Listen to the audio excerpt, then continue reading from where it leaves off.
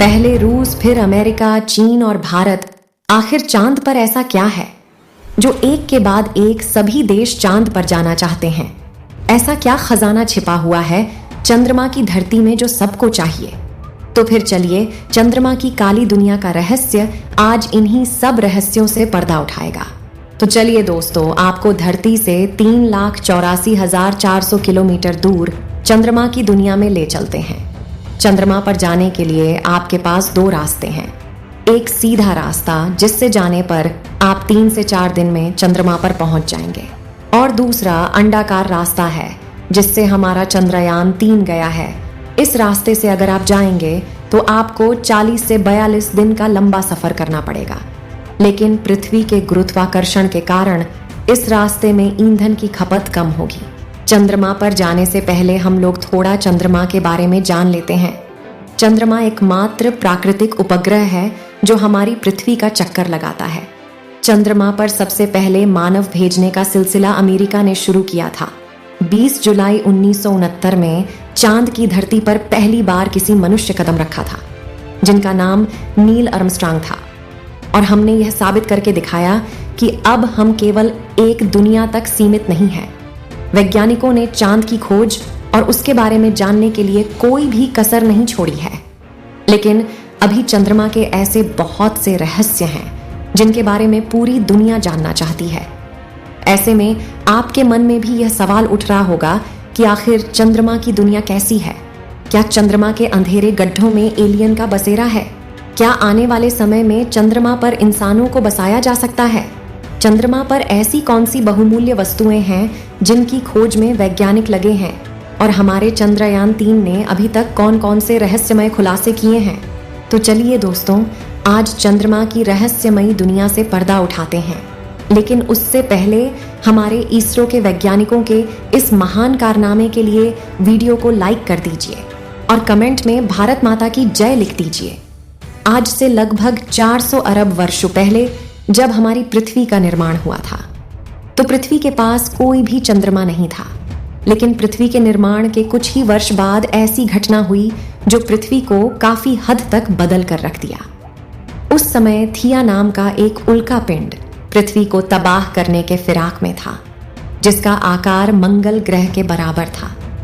पृथ्वी की तरफ 15 किलोमीटर प्रति सेकंड की रफ्तार से बढ़ रहा था और इसी स्पीड से पृथ्वी से जाकर टकरा गया, जिससे पृथ्वी के छोटे छोटे टुकड़े अंतरिक्ष में फैल गए। बाद में ग्रेविटी की वजह से यह टुकड़े आपस में इकट्ठे होकर एक पिंड का निर्माण कर दिया, और यही पिंड हमारा चंद्रमा था। तो दोस्तों, कुछ इस तरह से हमारे चंद्रमा का निर्माण हुआ था। यह सौरमंडल का 5वां सबसे विशाल प्राकृतिक उपग्रह है, जिसका व्यास 3,774 किलोमीटर है। पृथ्वी की तुलना में इसका आकार इतना कम है कि ऐसे 9 चंद्रमा हमारी पृथ्वी में समा सकते हैं। चलिए अब चंद्रमा की जमीन पर चलते हैं। हम चंद्रमा की जमीन पर खड़े होकर चारों तरफ देखेंगे तो हमें चंद्रमा की उबड़ खाबड़ जमीन दिखेगी। चांद की जमीन पर सबसे पहले रूस ने 13 सितंबर 1959 को अपने यंत्र लूना 2 को उतारा था। इसके बाद अमेरिका ने अपोलो 11 मिशन के तहत मानव को पहली बार चंद्रमा पर उतारा था। यह मानव इतिहास की सबसे बड़ी सफलता थी। इसके बाद नासा ने कई अंतरिक्ष यात्रियों को चंद्रमा पर भेजा था, लेकिन 1972 के बाद नासा ने अपने मून मिशन को बंद कर दिया और तब से कोई भी इंसान चांद की धरती पर नहीं गया। जब आप चांद की जमीन पर खड़े होकर ऊपर देखेंगे तो आपको हमारा खूबसूरत पृथ्वी अपनी धुरी पर घूमते हुए दिखाई देगी, लेकिन उसकी स्थिरता बनी रहेगी। मतलब कि आप चंद्रमा पर खड़े होकर कई वर्षों तक पृथ्वी को देखते रहेंगे तो एक ही जगह पर दिखेगी, क्योंकि चांद का गुरुत्वाकर्षण पृथ्वी के गुरुत्वाकर्षण से 6 गुना कम है। अगर पृथ्वी पर आपका वजन 60 किलो है तो चंद्रमा पर आपका वजन 10 किलो हो जाएगा। इसी वजह से चांद पर पहुंचने के बाद अंतरिक्ष यात्री उछल उछल कर चलते हैं।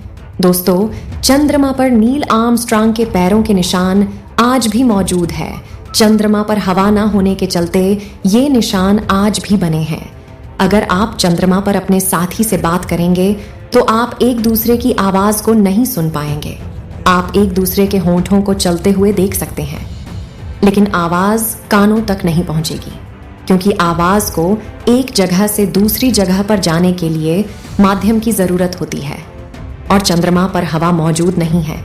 चंद्रमा पर वायुमंडल ना होने के कारण ही अंतरिक्ष यात्रियों को स्पेस सूट पहनना पड़ता है, जिसमें नाइट्रोजन और ऑक्सीजन गैस भरी होती है और कृत्रिम रूप से वायुमंडलीय दाब बनाया जाता है। लेकिन अगर आप धरती पर इंटरनेट की स्पीड से दुखी है तो आप चंद्रमा पर जा सकते हैं। चंद्रमा पर नासा ने वर्ल्ड रिकॉर्ड बनाते हुए आपके लिए वाईफाई की सुविधा उपलब्ध कराई है, जहां पर आप 19 Mbps की स्पीड से इंटरनेट का भरपूर मजा ले सकते हैं। चंद्रमा पर वाईफाई की सुविधा उपलब्ध होने के चलते आप चंद्रमा से पृथ्वी पर कॉल करके अपने घर वालों से बात कर सकते हैं। लेकिन आपको बता दें, चंद्रमा से पृथ्वी तक सिग्नल जाने में 1.72 सेकंड का समय लगता है, इसलिए आपको बात करते टाइम रुक रुक कर बात करना पड़ेगा। अगर आप चांद की जमीन पर थोड़ा इधर उधर देखेंगे तो आपको बहुत सारा कूड़ा कचरा भी देखने को मिलेगा, जिसमें कई सारे बैग्स पड़े हैं जो चांद पर गए अंतरिक्ष यात्रियों ने फेंकी थी। इसके साथ ही आपको बहुत सारी क्षतिग्रस्त सैटेलाइट दिखेंगे जो पृथ्वी से चांद पर भेजा गया था। चंद्रमा पर यह कूड़ा इतना ज्यादा है कि आप 3-4 ट्रक कूड़े से भर सकते हैं। अगर आप चांद पर बैठकर इंटरनेट का मजा ले रहे हैं तो आपको सबसे ज्यादा खतरा आसमान से गिरने वाले उल्का पिंडों से होगा। चंद्रमा का गुरुत्वाकर्षण बहुत कम होने के कारण इस पर कोई वायुमंडल नहीं है, जिसके चलते चंद्रमा पर उल्का पिंड गिरते रहते हैं। ये उल्का पिंड इतने भारी होते हैं और इतनी स्पीड से गिरते हैं कि आपकी वहीं तुरंत मौत हो जाएगी। इन्हीं उल्का पिंडों की वजह से चंद्रमा पर बहुत बड़े बड़े गड्ढे बन गए हैं, जिसमें पूरा हिमालय भी समा सकता है, और ऐसे गड्ढों में सूर्य की रोशनी नहीं पड़ती है। यही कारण है कि जब हम पृथ्वी से चंद्रमा को देखते हैं तो चंद्रमा में काले धब्बे दिखाई देते हैं, जबकि यह धब्बे नहीं बल्कि चंद्रमा पर बने गड्ढे होते हैं। इन गड्ढों में सूर्य की रोशनी ना पड़ने के कारण काले धब्बों के रूप में दिखाई देते हैं। चंद्रमा पर 14 दिन की रात होती है और 14 दिन का दिन होता है। रात में यहाँ का टेम्परेचर -150 डिग्री सेल्सियस तक चला जाता है और दिन में 180 डिग्री सेल्सियस तक रहता है। चंद्रमा के अलग अलग भाग का टेम्परेचर अलग अलग होता है। सूर्य के बाद अगर सबसे ज्यादा कोई चमकने वाली चीज है तो वह चंद्रमा है। लेकिन आपको बता दें, चंद्रमा की कोई अपनी खुद की रोशनी नहीं है। यह सूर्य के प्रकाश से चमकता हुआ दिखाई देता है।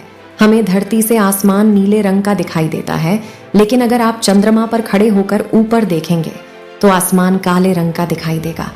दोस्तों, क्या आपको पता है कि चंद्रमा हमारी पृथ्वी से हर साल 3.78 सेंटीमीटर दूर होता जा रहा है।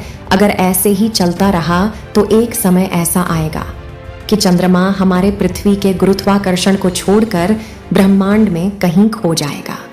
चलिए जानते हैं, अगर चंद्रमा हमारी पृथ्वी से गायब हो जाएगा तो क्या होगा। दोस्तों, अगर चंद्रमा नहीं होगा तो धरती पर दिन रात 24 घंटे के बजाय सिर्फ 6 से 12 घंटे का ही होगा, और एक साल में 365 दिन नहीं बल्कि 1000 से 1400 के आसपास दिन होंगे।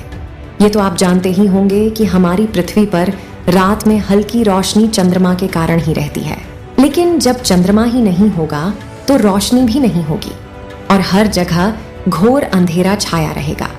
वैज्ञानिकों की माने तो अगर चंद्रमा नहीं होता तो शायद पृथ्वी पर मानव जाति का उदय भी नहीं हुआ होता। अगर चंद्रमा पर जीवन बसाने की बात करें तो बिल्कुल भी आसान नहीं होने वाला है, क्योंकि चंद्रमा पर हमारी पृथ्वी की तरह कोई वायुमंडल नहीं है, जिसके कारण हम वहां पर ठीक से खड़े भी नहीं रह सकते। और चंद्रमा पर दिन में तापमान बहुत ज्यादा होता है, वही रात में इतना कम हो जाता है कि इंसान बर्फ बन जाए। तो क्या दोस्तों आप चांद पर रहना पसंद करोगे? इसके अलावा चंद्रमा पर हमेशा उल्कापिंड गिरते रहते हैं, जिसके कारण कभी भी मौत हो सकती है। वैसे ही चंद्रमा पर इंसानों को भेजना बहुत ही ज्यादा खर्चीला काम होगा। अगर भविष्य में कभी चंद्रमा पर इंसानों के रहने के संसाधन उपलब्ध होते हैं तो चंद्रमा पर इंसानों को बसाने के बारे में सोचा जा सकता है। दोस्तों, आपको चंद्रमा का यह सफर कैसा लगा? कमेंट में जरूर बताएं। वीडियो पसंद आई हो तो वीडियो को लाइक करके अपने दोस्तों को भी शेयर करें। ऐसे ही और वीडियो को देखने के लिए चैनल को सब्सक्राइब जरूर करें। धन्यवाद।